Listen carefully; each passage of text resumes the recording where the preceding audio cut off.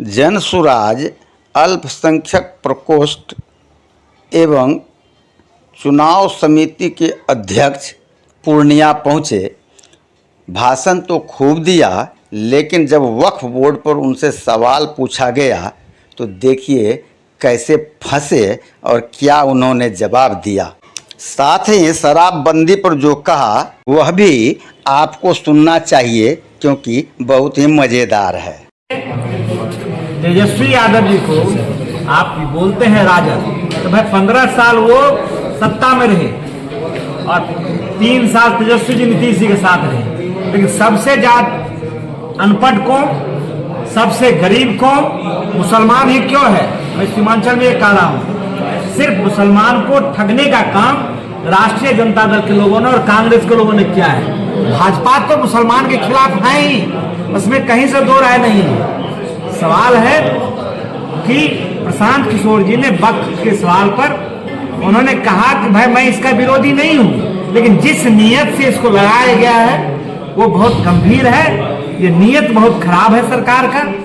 उन्होंने क्लियर किया है इस समय में इस तरह का कानून नहीं लाना चाहिए। मतलब आप वक्त में राजद के साथ खड़े हैं? नहीं, राजद के साथ कहाँ खड़े हैं? राजद तो मुसलमान के साथ खड़े ही नहीं है।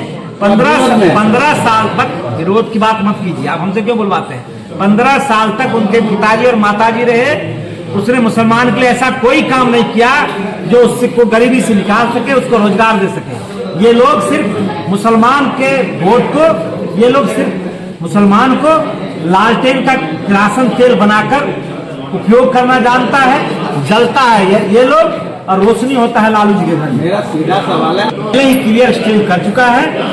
वक्फ को जिस तरह से लाया गया है वो असंवैधानिक है, गलत है, पहले ही कह दिया।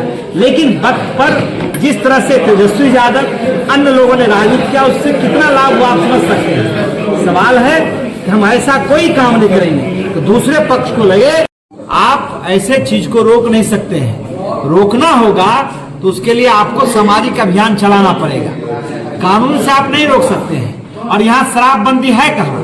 शराबबंदी सिर्फ नीतीश के कानून में, उनके नीतीश के प्रशासन के द्वारा ये एक झूठा, उसको आडंबर कह सकते हैं।